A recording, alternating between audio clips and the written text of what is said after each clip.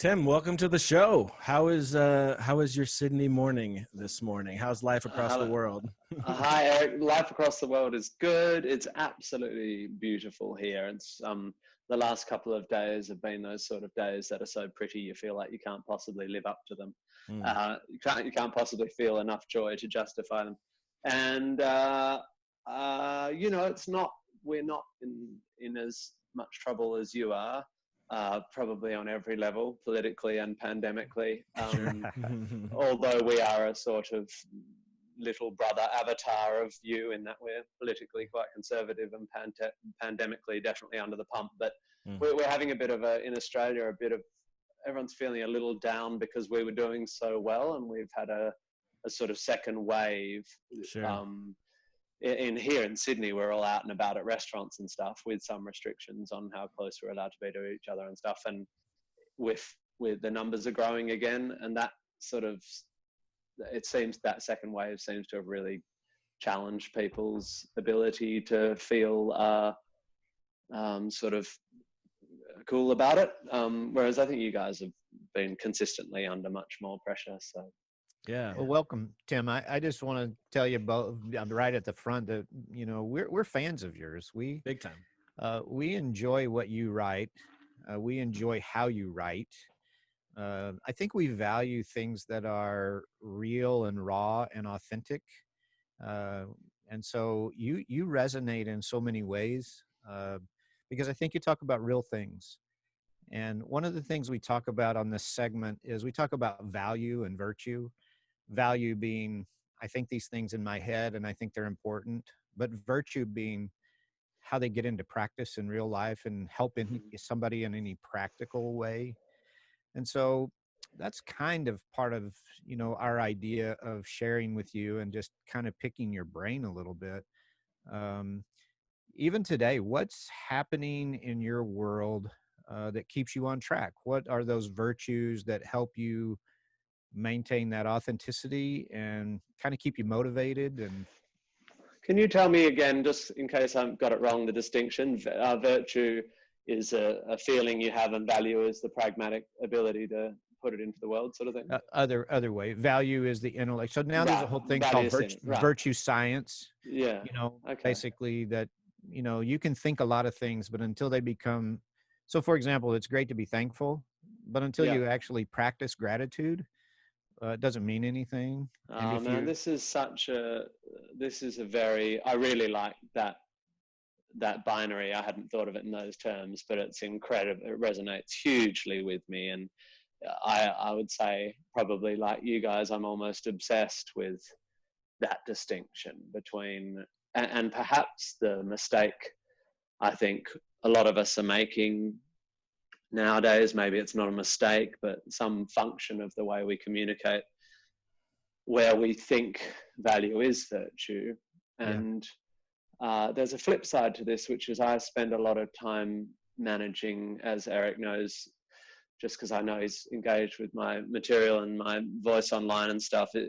I I struggle with the other side of the coin, which is that I feel a lot of guilt or concern that I'm lucky and safe and healthy and happy and wealthy and um, the feeling of guilt feels like a virtue in itself. I think a lot of people make that mistake. It's something I'm really battling with. To put it more clearly, and I'd like your help with this, I struggle to be happy because on some level, perhaps subconsciously, think it is virtuous to be empathic and feel the suffering of others. Mm, But I feel that I guess the psychologists would call it survivor guilt. I feel that these days so keenly because I over engage in social media and in the news. That what I'm having to work on very hard in my life is to not spend my whole time engaging empathically with other people's suffering unless it's something that empathy is going to drive an action that will make a difference. Because if sure. it doesn't drive an action that will make a difference, then all you're doing is creating misery in yourself and therefore affecting your children and your partner and your loved ones and Right. your community, your smaller community, you know. Well, Yeah, I think part of not what only happens. Oh, go ahead. not only, you know, the fact that you're wealthy and safe and all those things, but the fact that you have a celebrity puts a little bit of pressure on you, and it ends up for a lot of celebrities looking like virtue signaling, that you're not really engaged. Do you feel those pressures when Broadway comes out and says every Broadway composer is signing this and putting their name on this? And do you feel the pressure to kind of join in on those things because of your celebrity? I don't know if I feel that pressure because I am sort of by nature a questioner of any received dominant paradigm of any given time. I don't like joining clubs particularly. So when everyone's posting their black square or doing a particular action, I intuitively bristle, and that's a second child spoiled thing, you know. I'm like, I'm not just doing it because you told me to do it, you know. I don't think that's the pressure. I think mine's purely an intellectual. And Dave, I know I've slightly twisted the value virtue thing. I'd love to get back to that, the positive side of the coin, but I think I am just worried.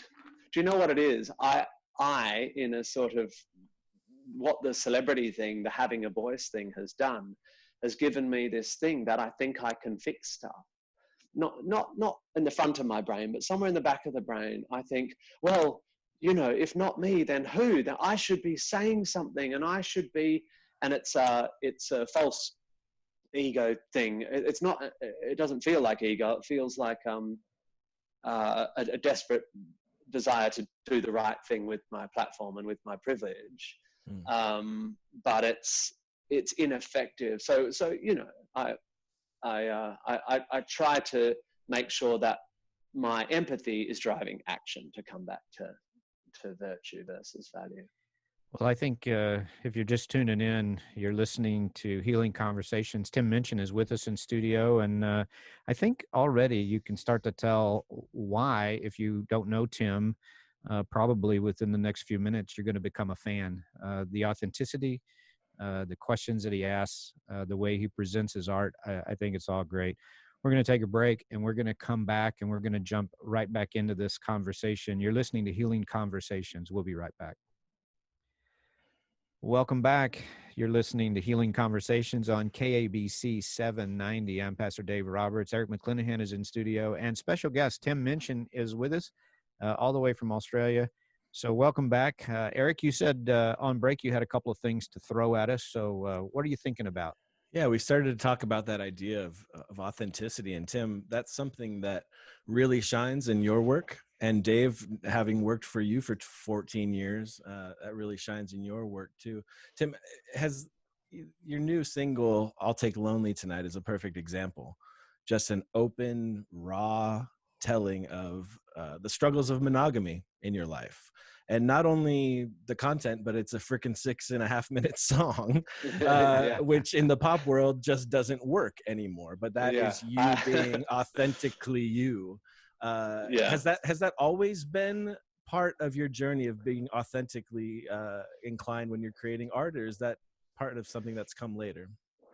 I think I have found that authenticity is or a version of authenticity, obviously, when you're making art, you know, there's authenticity as a sort of tool, and then there's true, and there's obviously a compromise, because the art draws, I obviously reveal myself and my authentic truths to the extent that they are helpful to the art. But that said, I have found myself all along, perhaps, but especially, you know, after my 30s, in my proper adult life, post kids and stuff, just deeply disinterested in benign sort of lyrics. And really, it's just the thing I'm better at, Eric. You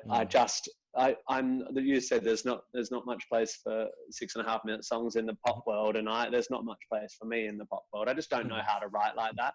And I do come from a theatrical background, and I'm obsessed by words, and I'm quite intellectually sort of, I was going to say didactic, but that's not the right word. I'm didactic as well, but a bit literal. Given that I love words and I love the poetry of words, I struggle not to pursue accuracy in intent.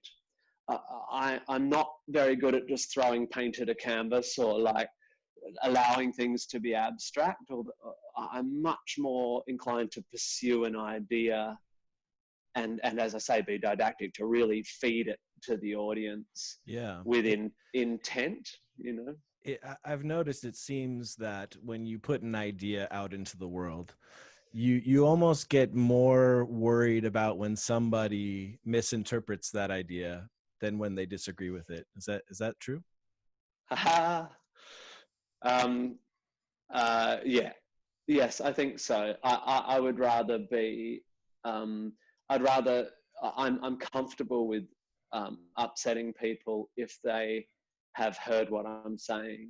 You know, uh, and we authentically disagree with one another, than if the thing that destroys me, not just about how people receive my work, but about how people talk to each other in the world, is this thing I've been banging on about a bit recently, about the principle of charity. That we, in critical thinking, the principle of charity, for listeners who aren't so nerdily up into this stuff, is simply that when you're listening to someone that you might disagree with, or either way, having a debate or listening to an argument, one should assume good intent in the other person. One should assume that they've got a brain, and one should assume the best possible version of the argument. In other words, it's the golden rule of debate. You do give other people the benefit of the doubt that you would hope they give you, right? Yeah.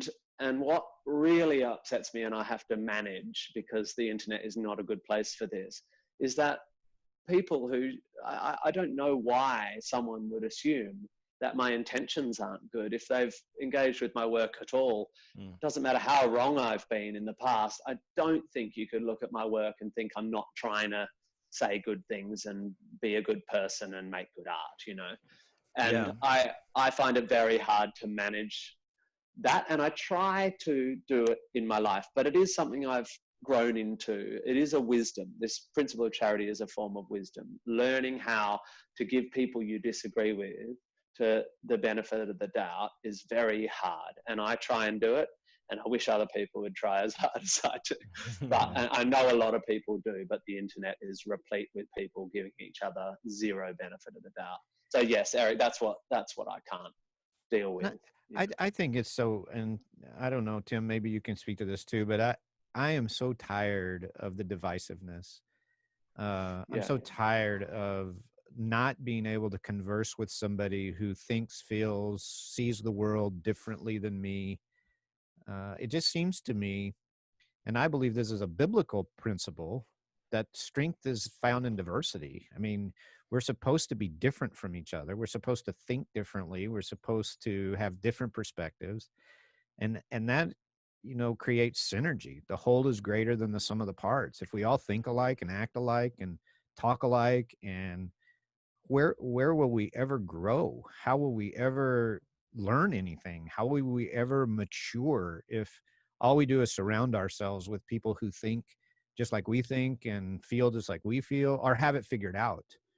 I loved what you were saying in the previous segment of, almost survivor's guilt. I'm not sure that's a bad thing to live with, to just go, how do I help? How do I make a difference? The day I start feeling like I'm crushing it, that's probably the day I need to be worried. Yeah, and we live in a time that, and everything I comment on, I can be accused of, if not now, at times in my life. I'm certainly not taking a position of having been born both woke and wise, and I'm certainly on a journey in all this stuff. But because of our access to information, everyone feels very keenly like they are experts because they have read so much stuff. And, I thought this was going to be great, the internet, and the fact that most humans have access to the sum total of knowledge on the planet. And But what it's done is sort of made us assume that everyone knows what we know, which is very, very dangerous. Because of course, we don't all know the same stuff. We have, firstly, there's a massive range between incredible knowledge and incredible ignorance, and knowledge and education is a privilege that people forget about, because it's not the filter we're looking through at the moment. It doesn't feel like education privilege is the primary filter that we're viewing the world through at the moment, but it is perhaps the greatest privilege. Maybe, God, I'll get in trouble for saying that. But also somehow it's all become incredibly personal. So Dave, you say, that there's strength in diversity, and that seems completely a truism, and there must be endless allegories for that certainly in evolution and in nature. Diversity is absolutely evolutionary strength, but somehow it's become so personal, and I get it, I feel it. And my past work I got famous for polemic, for absolutely eviscerating ideas I disagreed with. In my defense, I did it well with rhymes. It wasn't just scattergun hate. It was targeted and carefully honed polemic. But it's become incredibly personal. It feels like online, because of the dehumanizing nature of the communication technology, it feels like anyone who disagrees with you hates you. Yeah.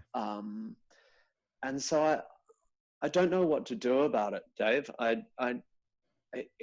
The solution is to jump to the big question. The solution, and the reason you guys have it right, even though in my philosophical world you have it wrong.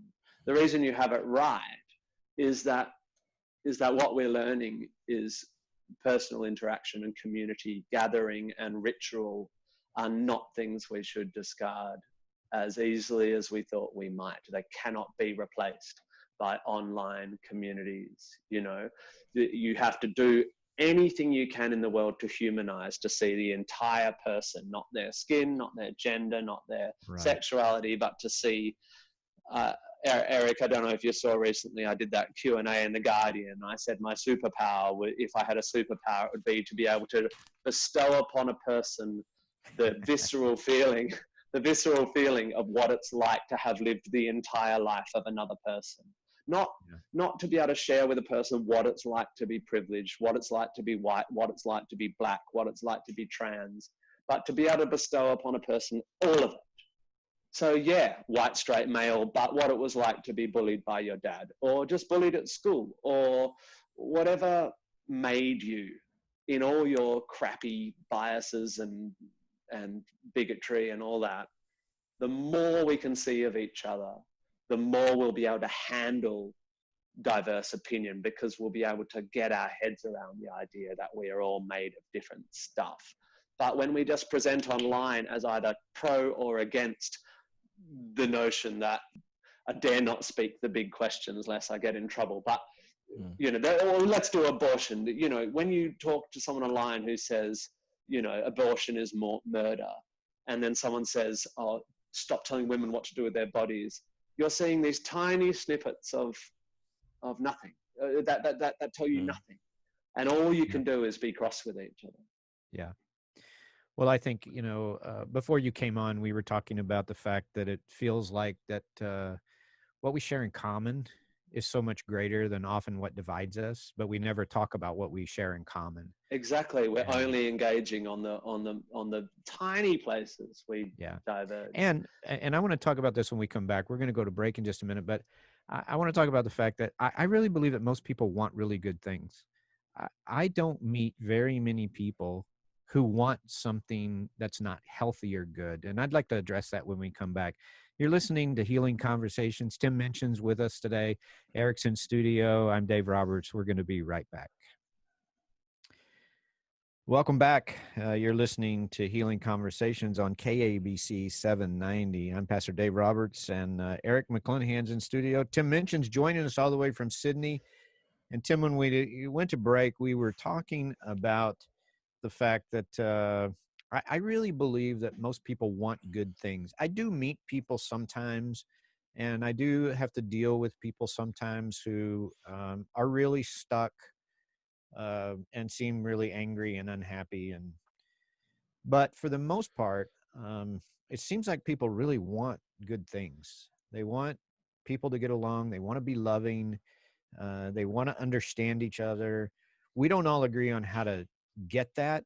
And that seems to be the place where the conflict comes in. And I know you have a little different political environment and temperature that's going on in your world, but here it's super divisive. Yeah, it's devastating. It's winner take all. Yeah, I don't want to just yeah, win. I want to eliminate the other side. yeah. And it seems like that when you really start to talk to people, it doesn't matter if you're, a Democrat or a Republican here, most people want the same things. It's just they don't agree on how to go about getting them. But we can't even have that conversation. We can't even I get. think that's. I mean, there's two things that I thought about as you were talking, and I mean, there's no doubt I think everyone shares a sense of despair about America, especially people within North America. I mean, and I don't know if you guys understand how. It would be hard for you to really viscerally understand, because you are the United States, because you are by nature the Western world's solipsists. Yeah, as a culture, you don't know what it's like to feel so affected by another country because you're the center. It's just how the American exceptionalism is. I don't think either of you would argue utterly soaked through your whole all sides of politics, whereas we in Australia, we feel so keenly your pain and the rupture that's happening over there. And what's just as a slight aside, I don't meet people who don't want everything to be better and don't generally want good things. I do meet people, and it's depressed me as I've got older because I didn't realize how many there were. I do meet cynics, and I understand why they're cynical, but they're just the people who are like, look, nature's red in tooth and claw. We're never going to get along. Look after number one. Screw everyone else. You've only got one life. Buy a yacht. Get on with it. Have a great life. And look, they're not bad people, but they don't see the moral project as a project. They could justifiably accuse us of just blah blah blah blah blah, of signaling our virtues, signaling our interest in morality. Probably not you guys, because you actually do this for a living. The moral project is your living, and I, as an artist, I think it's my living as well. But are we making any difference? I don't know. So there are a lot of cynics, and cynics can justify greed and all sorts of stuff by going, well,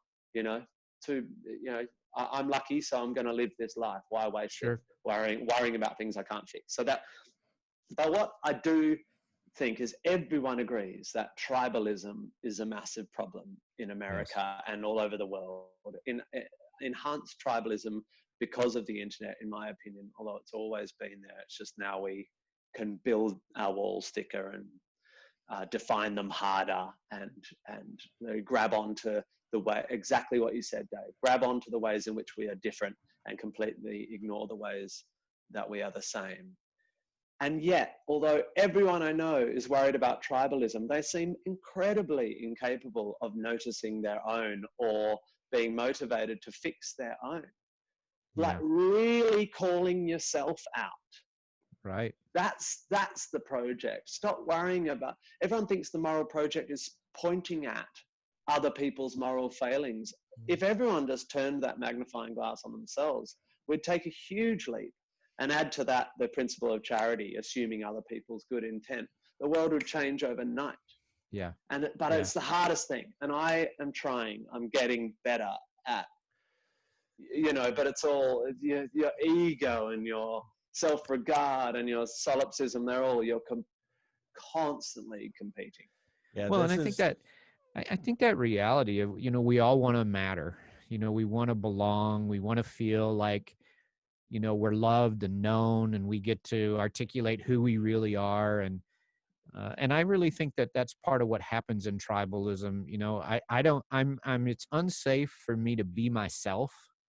So maybe I can Yeah, join a tribe and I can have some sort of, it's sort of living in the world where I get to hide in plain sight. I get to join a tribe and have an identity and feel I belong, but the tribe doesn't really speak for me. I can't imagine too many people in this country that pick any tribe and then would say, yes, that's exactly how I feel. That's exactly what I think. And, we do this with Christianity too, but turn on your tribe, say anything in your tribe that's not orthodox, and your tribe they will turn on you. And so once you join yeah, a tribe, you better stay right in the middle of orthodoxy, yeah, because if your own brain comes out in that process, bad things can happen to yeah. you. And there is nothing worse. And this is, Eric, back to, you noticing what upsets me most.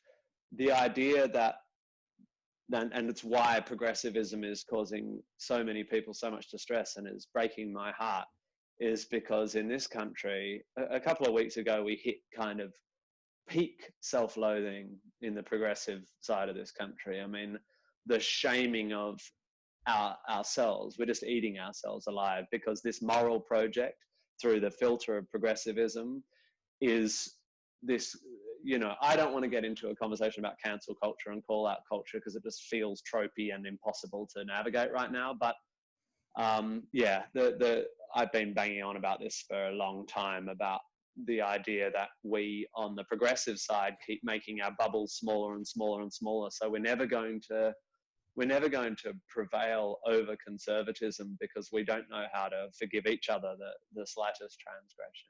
Eric, you were going to say something when we first started talking about tribes. No, I laugh because if there's a Venn diagram of your work and Dave's work, I am the leading expert in the overlap.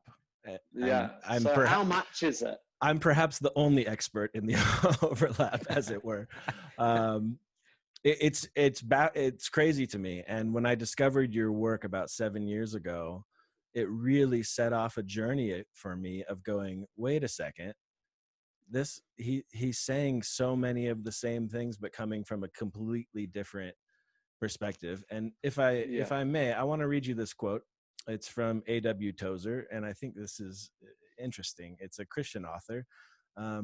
It says, has it ever occurred to you that 100 pianos all tuned to the same fork are automatically tuned to each other? They are of one accord by being tuned, not to each other, but to one standard to which each one must individually bow. Obviously, that's from a Christian standpoint, and he's talking about God. But how does that quote resonate with you? Is there a universal truth that's uniting us in all this in your mind? I want to say something clever about tuning 100 pianos to the same pitchfork, and the fact that the resonant frequencies in the upper harmonics might actually sound awful. I knew you'd have a problem with the metaphor. But it's a good metaphor, because maybe there's an extension there. Maybe you need all 100 pianos to be tuned ever so slightly differently in order for it to sound really good altogether. The place where Dave and I don't cross over, and this is a whole radio show, and maybe I have to come back because I like these conversations very much, is a narrative place. So I believe that the universe is fundamentally meaningless, and that we build narratives to generate meaning, and those narratives are very, very, very important. And hard to control, but Dave, to your point, people are basically trying to tell good stories. They're certainly trying to place themselves as the hero / victim in the narrative. That's human instinct, and maybe religion helps. This projection of guilt and sin and suffering onto an avatar is an interesting psychological quirk of many of all religions, perhaps, certainly the monotheistic ones. But the only, as you know, Eric, the only place where I have problems with Christianity is where that narrative is used to other people rather than collect people, to justify bigotry. And it's very powerful at justifying bigotry when you can claim God. It's very, you don't have to argue, you just say God, and you can do whatever you want, justify any behavior. Where Christianity and religion doesn't do that, then we are crossing over Venn diagrams.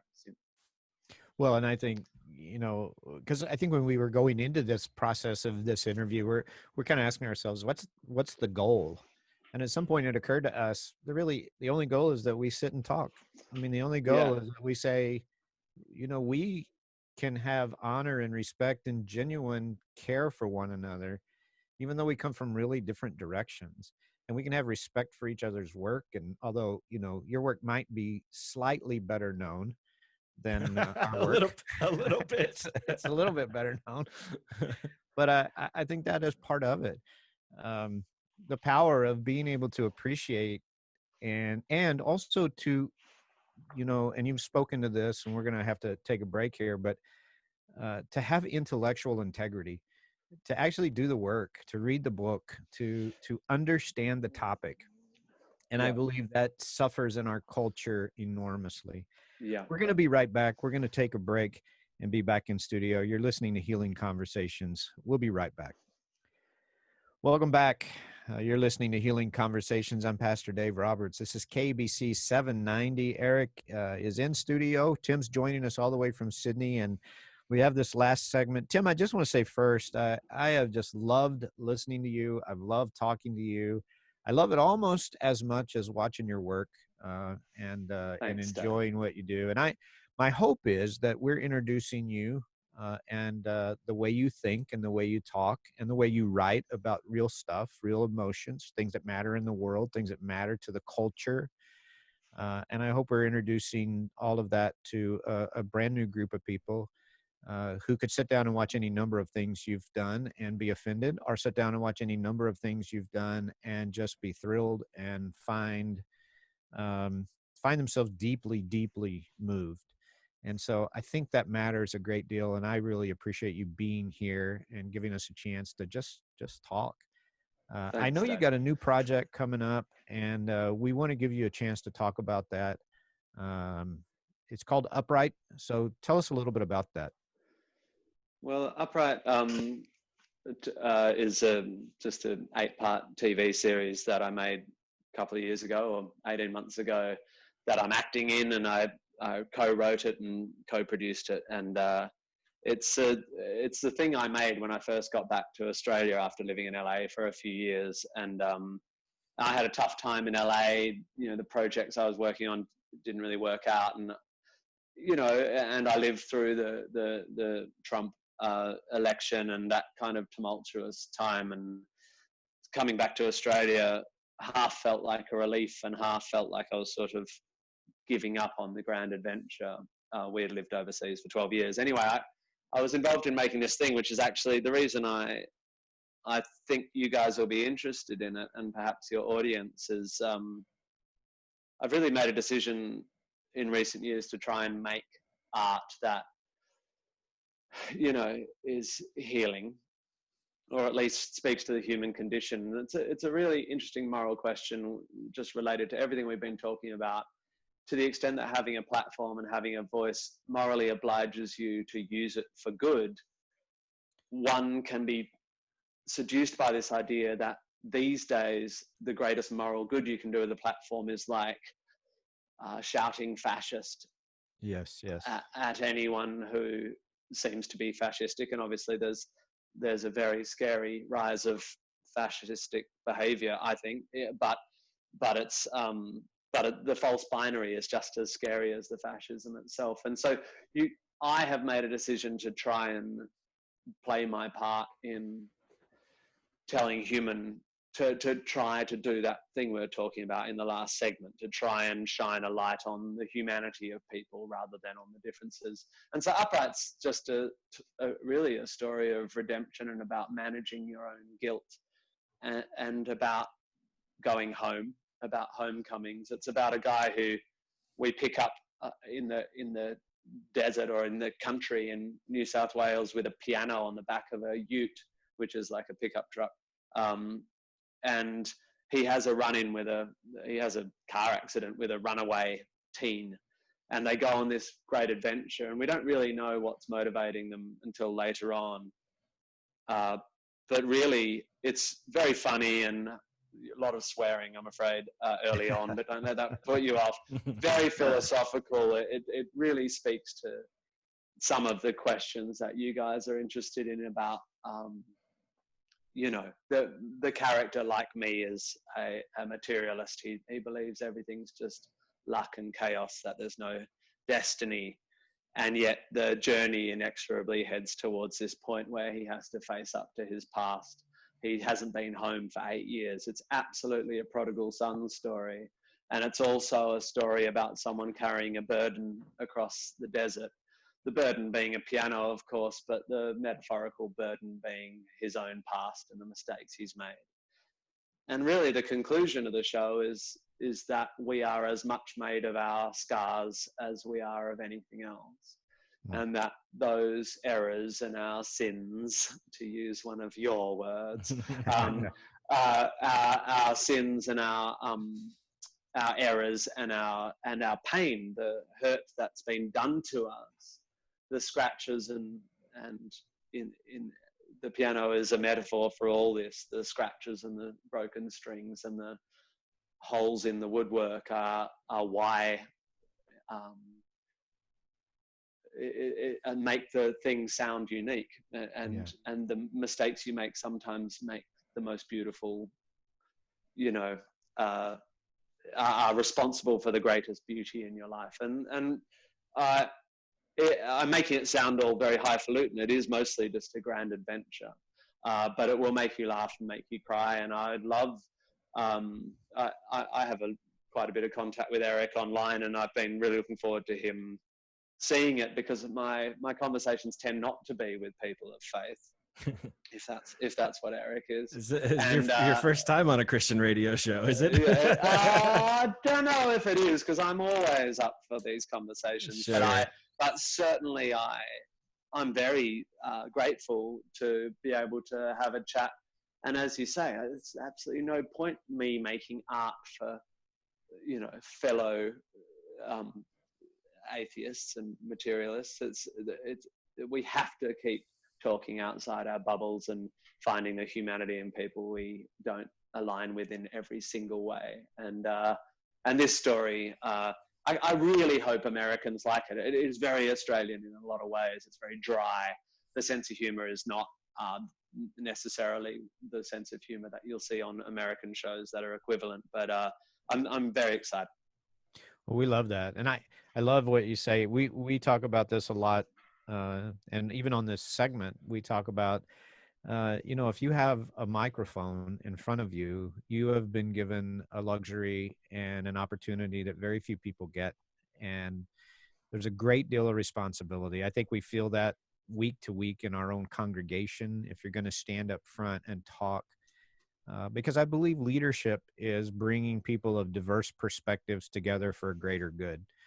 And how seldom it happens, how seldom you put a microphone in front of someone, you give the ability to create art in front of someone. And it's almost always trying to push someone out of the circle. It's almost always trying to eliminate someone, instead of saying, how do we get together? And how do we come together in a way that we might see the world differently. We might see faith differently. We might see a lot of things differently, but there's so much we could agree on, and there's so much good we could do together if we just took that seriously. I agree, and this is the gateway to our conversation. But it's important for me that I say there is a very important role for tearing down damaging ancient structures. It is very, very important to me that part of my work has been to make it very, very clear that there is no frock or hat or, cardinal, pope or priest, nothing privileges you above everyone else. And that's what Jesus specifically said. And it is what the church specifically has failed to do, and again. So although we all want to hug each other, there is a place, and I just need to say this because I'm so scared of being misinterpreted. There is a very important place for calling out, for dismantling assumptions we've had that have done damage, that have kept poor people poor, that have kept, in America, black people, and in Australia, our indigenous population oppressed, and certainly in terms of churches, these golden walls that have been built around institutions that have allowed terrible greed and avarice and evil to happen within them. And so somehow we have to use our platform for both. And look, I mean, I don't know, I don't privilege Jesus's words over many wonderful texts, but the dude was super bright if he existed. Certainly the dude as he presents is super bright, and he said all this stuff, so we can agree on that 100%. Well, and I think when we look at who Jesus was in the context, he came into a religious environment that he was dismantling, but he called us back to something that was of immense worth and value. And I think that's what the church is about. It's about rediscovering that core that gets buried in human institutions, and it has in religion. But there is something underneath it that matters, that has deep significance. And as you say, Jesus called it the kingdom of God. It's near you. It's around you. Let it happen. Let it be. Let that reality take form. And, as he taught us to pray, may it be on earth as it is in heaven. May that reality, whatever that utopian ideal is, let's live it now. Let's not try to live in a way that we're waiting for something beyond. Let's create it on earth right now. And I think you're trying to do that. I think we're trying to do that as authentically as we know how. How do we do away with racism, and how do we do away with the injustices that go on, the economic disadvantage, we talked earlier about education. How do we assure the Constitution of the United States is all about how do we assure that every person has an equal opportunity, access to equal opportunities across the board. And so I just appreciate the time, and I appreciate you spending it with us. And we're going to just say, hey, be sure you look up this new show, Upright, and we're going to run right up against it. And so we're just going to kind of do our exit right now. So, Tim, thank you. We'd love to have you back sometime. We'd love to keep this conversation going. So thanks. My hope is that as we've talked, it's been a healing conversation for you with us, but been a healing conversation for us, certainly with you, and for all of our listeners who have been a part of this today. So thank you, Tim. We love what you do. We respect you very much, and just keep up the good work. You've been listening. Dave. I really enjoyed it. Thank you so much. You've been listening to Healing Conversations. I'm Pastor Dave Roberts. Eric's been with us. Tim Minchin. God bless. Thanks for listening.